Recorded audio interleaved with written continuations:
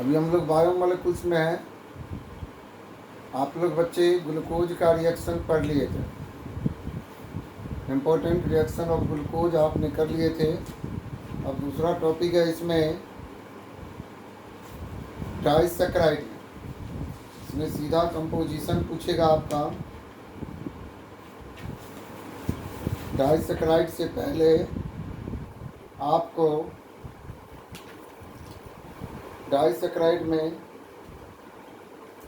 पहला चीज हमारा होगा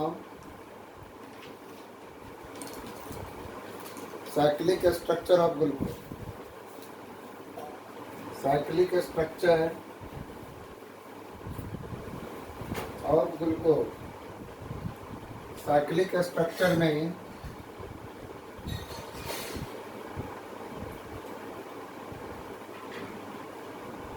स्ट्रक्चर ऑफ ग्लूकोज। एक क्वेश्चन है यहाँ, mention the point.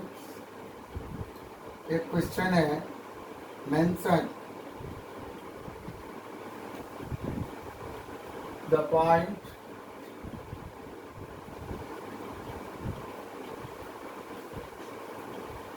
which cannot be explained by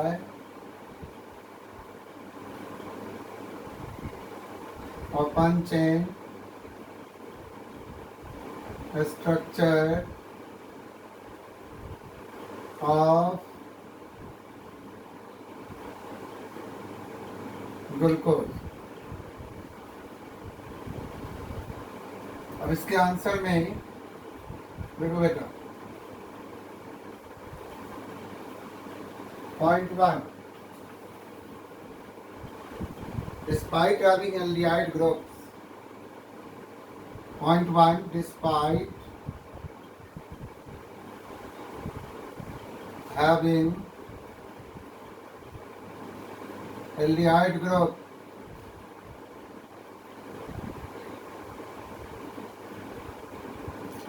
comma, despite having aldehyde group, glucose does not react with 6 base. Glucose does not reacts with Krebs base.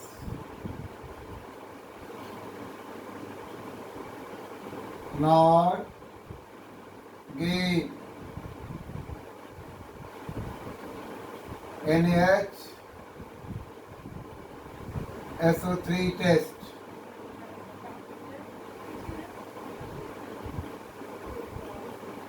यह point 1। Point number 2,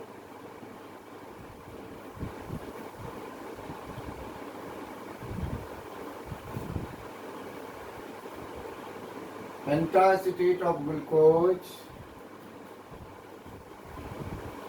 एंटा acetate of glucose does not react with hydroxyl amine, which shows the absence of aldehyde group,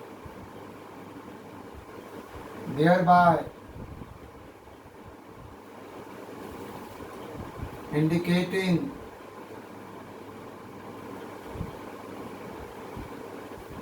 the absence of CHO group. Second point. तीसरा point,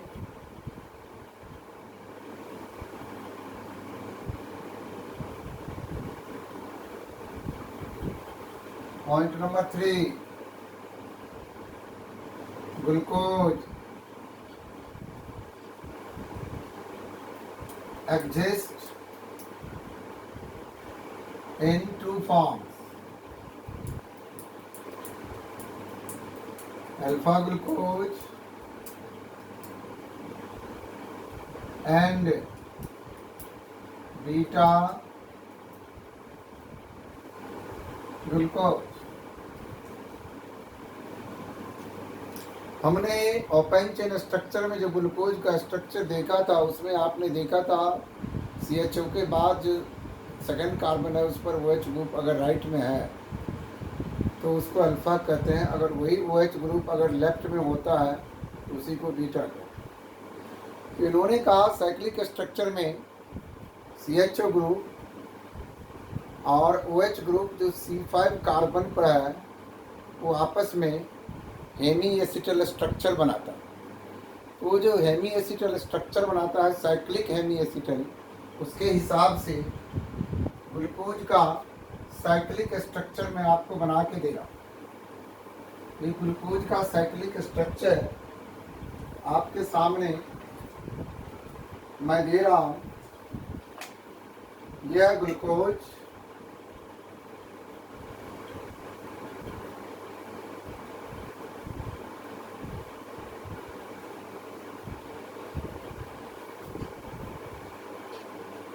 H है, OH है, H है,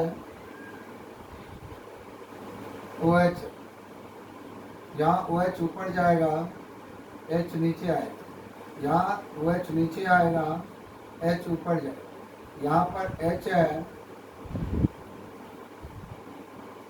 यहाँ पर CH2OH है। Carbon 1, 2, 3, 4, 5, 6। Glucose का carbon 1 dash 2 dash 3 dash 4 dash से भी रिप्रेजेंट किया जाता है। इसको अल्फा डी ब्रैकेट में प्लस। ग्लूकोज डेक्स्ट्रो होता है, ग्लूकोज डेक्स्ट्रो रोटेटरी होता है, इसीलिए अल्फा डी प्लस ग्लूकोज। जब बीटा डी प्लस की बात आएगी तो C1 कार्बन पर OH ग्रुप यहाँ और H यहाँ और सब सेम हो। अब देखो बीटा डी प्लस ग्लूकोज का स्ट्रक्चर हम कैसे बनाते हैं। सब कुछ सेम है, ये भी हुआ है, ये भी है। अब यहाँ पर OH चला गया, यहाँ पर H और सब सेम है।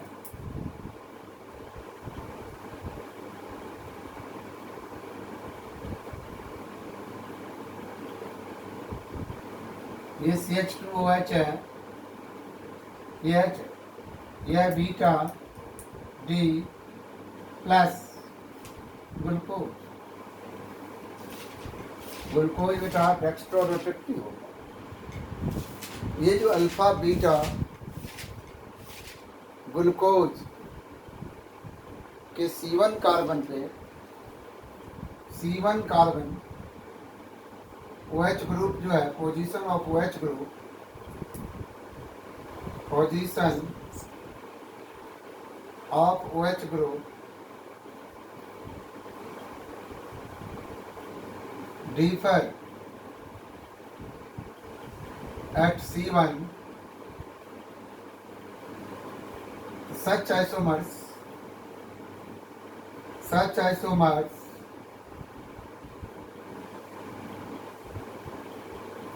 are called anomers.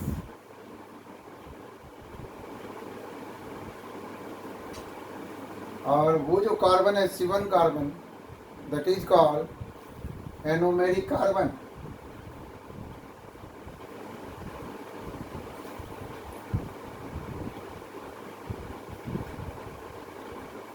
अब डाइसैकेराइड में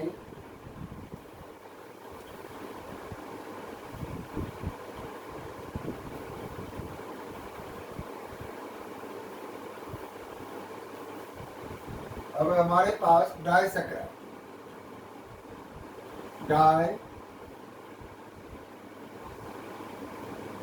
सैकराइड्स। डाइसैकराइड में पहला है sucrose,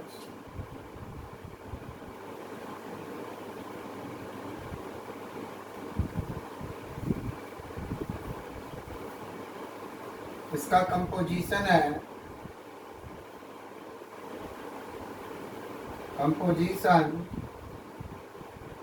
alpha D plus glucose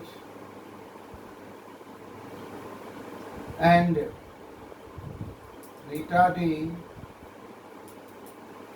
ये माइनस होता है fructose.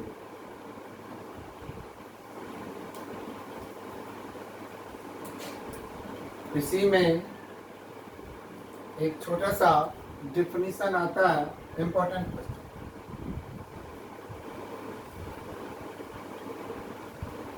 What is glycosidic linkage? What is GLYCOSIDIC glycosidic linkage?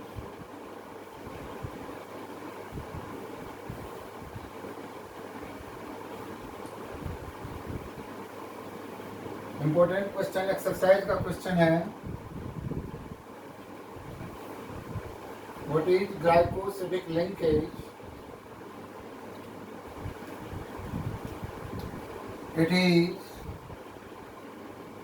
an oxide linkage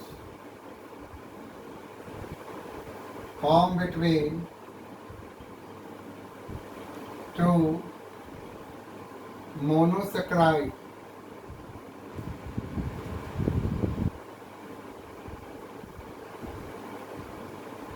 by the loss of H2O.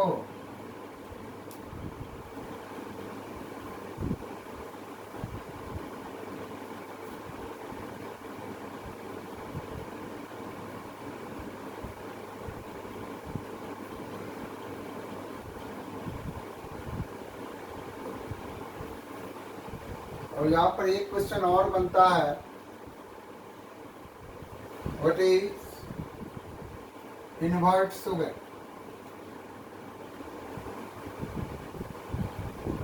What is invert sugar? अब देखो, sucrose के hydrolysis से डेक्स्ट्रो रोटेटरी ग्लूकोज और लीवो rotatory fructose, तो composition जो है लीवो रोटेटरी का, वो जो है फ्रुक्टोज का -92.4 डिग्री सेल्सियस है, जो कि डेक्स्ट्रो रोटेशन से ज़्यादा है। डेक्स्ट्रो रोटेशन का कंपोजिशन है +52.5। ओवरऑल मिक्सचर जो होगा वो हमारा लीवो रोटेटरी होगा। तो इसका डेफिनेशन बनेगा, thus the hydrolysis of sucrose, the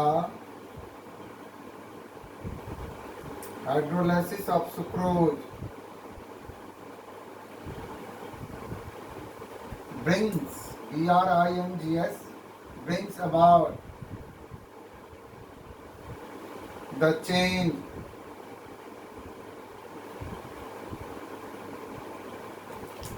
in the sign of rotation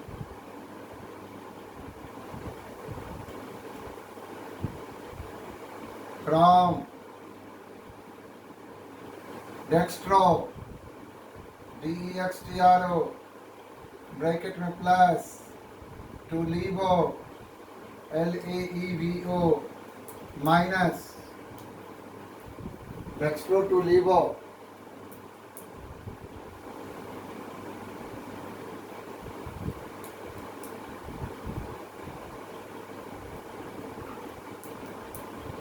and product is known as, and such product is called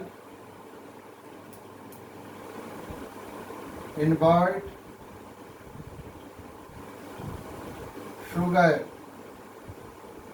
and process is called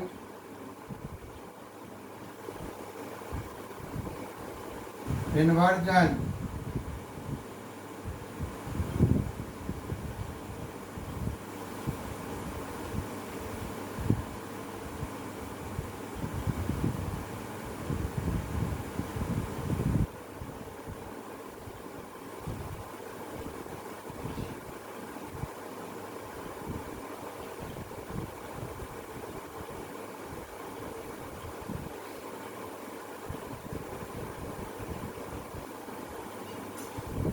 ये सारी पहला डाइसैकराइड था ग्लूकोज के बारे में।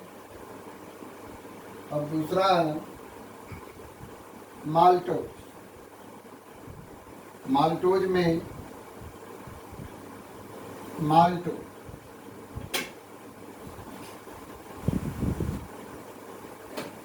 इसका भी composition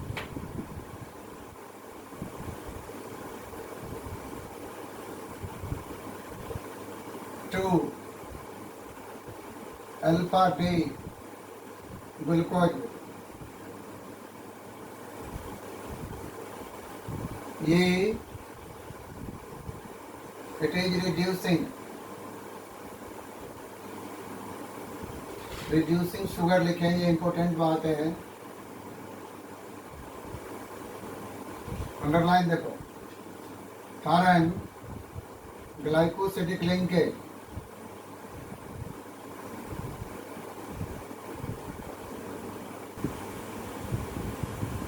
is in between C1 and C4। मतलब दो ग्लूकोज में से पहले ग्लूकोज का C1 कार्बन, दूसरे का C4 कार्बन। दूसरे का C1 जो है वो फ्री है, इसीलिए रिड्यूसिंग शुगर। ग्लूकोज का C1 होता और बेटा दूसरे ग्लूकोज का C4 के साथ बनता। दूसरे का C1 फ्री है, इसीलिए रिड्यूसिंग। ग्लूकोज का C1 कार्बन रिड्यूसिंग होता, फ्रक्टोज का C2 कार्बन, इसीलिए सुक्रोज जो है हमारा वो नॉन रिड्यूसिंग शुगर है। उसमें C1 C2 के बीच ग्लाइकोसिडिक लिंकेज बनता है सुक्रोज में, ध्यान रखना। और माल्टोज हो चाहे लैक्टोज। तीसरा है लैक्टोज। लैक्टोज को मिल्क शुगर बोला जाता है, दूध में पाया जाता मिल्क शुगर। इसका composition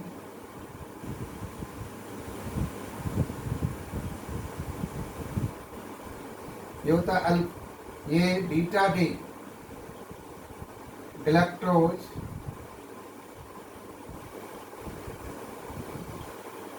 plus beta D glucose. It is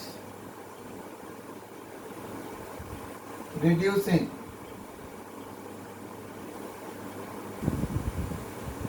क्योंकि ग्लाइकोसिडिक इसमें भी linkage is in between C1 C4। Galactose का C1 और बीटा डी ग्लूकोज का C4, इसीलिए ये रिड्यूसिंग। दोनों का C1 कार्बन रिड्यूसिंग होता है।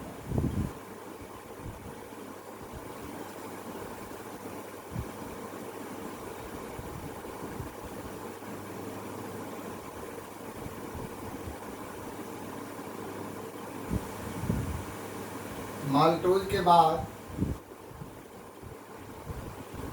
अब हम पॉलीसैकेराइड में आएंगे। पॉलीसैकेराइड, पॉलीसैकेराइड का मतलब है on hydrolysis it gives large number of monosaccharides. इसका मेन दो पार्ट है। पहला पार्ट देंगे 3 है starch, first part starch. Starch जो है हमारा main storage polysaccharides of plant के लिए मोस्ट इम्पोर्टेंट डाइटरी सोर्स है। इसका दो पार्ट, पहला है एमाइलोज AMY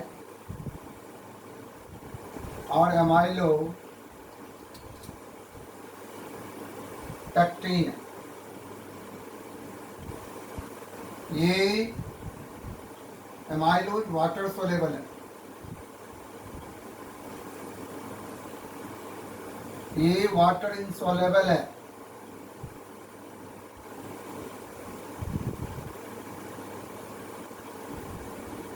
एमाइलोज में 15 to 20% स्टार्च है।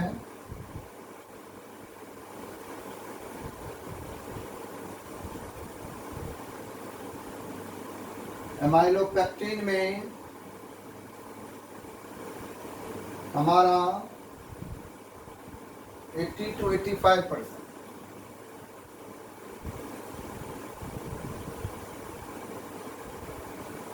स्टार्च।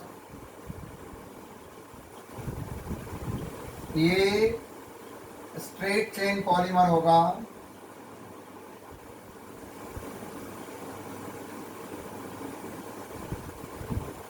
ये बच्चों ब्रांच चेन पॉलीमर। कभी कल डिफरेंस आए तो यही 3 पॉइंट बनाना है।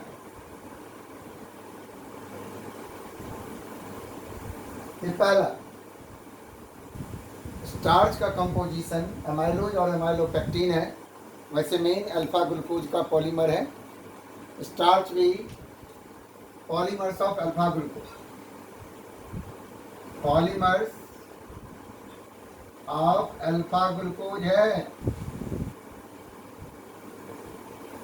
ये नॉन रिड्यूसिंग में आएगा, चाहे ग्लाइकोसिडिक लिंकेज किसी के बीच बने उससे कोई फर्क नहीं पड़ेगा। ये पॉलीमर्स।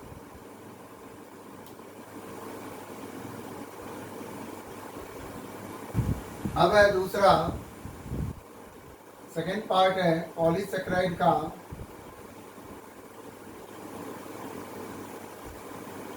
सेल्यूलोज।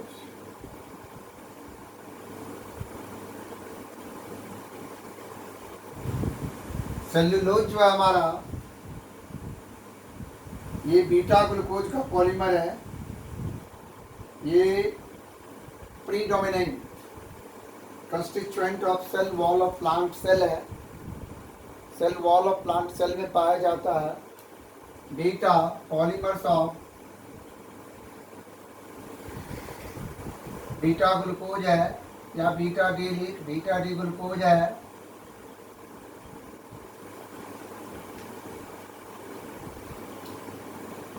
इसमें भी ग्लाइकोसिडिक लिंकेज C1 और C4 के बीच ही बनता है। ये दूसरा पार्ट। तीसरा है glycogen, GLYCOGEN, glycogen.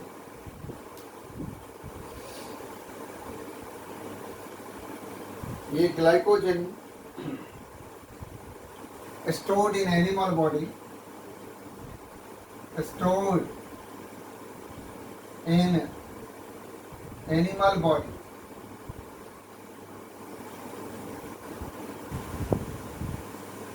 That's why it is also called animal starch. It is also called animal starch because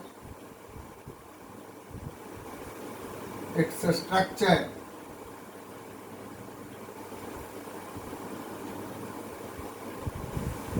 is similar to amylopectin,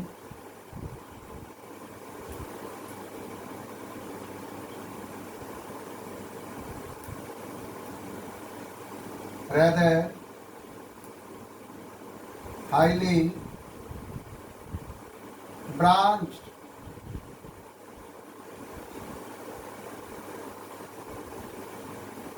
अब ये कहाँ कहाँ मिलता है वो देखेंगे आप लोग।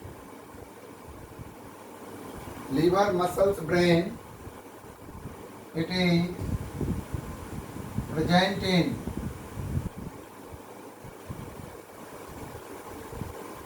Liver, muscles, brain.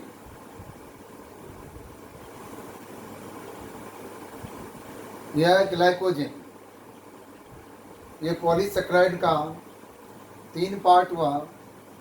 फर्स्ट में स्टार्च, अल्फा ग्लूकोज का पॉलीमर है। स्टार्च का 2 कंपोनेंट है, 2 पार्ट है। पहला है एमाइलोज, दूसरा है एमाइलोपेक्टिन। एमाइलोज में स्टार्च 15 to 20%, ये वाटर सोलेबल। एमाइलोपेक्टिन जो है उसमें स्टार्च का कंपोजिशन 80 to 85%, ये वाटर इनसोलेबल। दूसरा आपको बताया सेल्यूलोज। सेल्यूलोज बीटा ग्लूकोज का पॉलीमर्स है। ये सारे के सारे नॉन रिड्यूसिंग में आएंगे। जितना भी पॉलीसेक्राइड रिड्यूसिंग में कोई भी नहीं आएगा, सब नॉन रिड्यूसिंग है। तीसरा पार्ट आपने पढ़ा ग्लाइकोजन। इसको एनिमल स्टार्च भी कहा जाता है क्योंकि एनिमल बॉडी में पाया जाता है। इसका स्ट्रक्चर एमाइलोपेक्टिन की तरह होता है, rather it is highly branched. ये अभी आपको मैंने 3 चीज़ बताया। अब इस 3 चीज़ में अब एक एप्लीकेशन है ग्लूकोज का। मान लो एप्लीकेशन में cellulose in the form of would, furniture के रूप में। बहुत दिन से आप लोगों ने शहद का यूज, हनी का यूज कर रहे हैं इंस्टेंट सोर्स ऑफ एनर्जी के लिए। सडन एनर्जेटिक बनाता है बॉडी को। आयुर्वेद के मेडिसिन में ये बहुत पहले से है। सर्दी बुखार पहले जो होता था उस समय शहद मेडिसिन के रूप में यूज किया जाता था। आजकल डेवलपमेंट जब साइंस का हुआ है तो मलेरिया, हैजा, दिस दैट का सबका ट्रीटमेंट आया। पहले ये सब नहीं था। इसीलिए सब बच्चे अपने पढ़ाई लिखाई के प्रति सतर्क हो जाएं और मेहनत करें। साथ साथ एक दूसरे से फ़ोन पर जिसको जो समझ में ना आए उनसे भी कांटेक्ट करें अपने फ्रेंड में, और उसके बाद मेरे से भी कांटेक्ट कर सकते हो सीधा फ़ोन पे।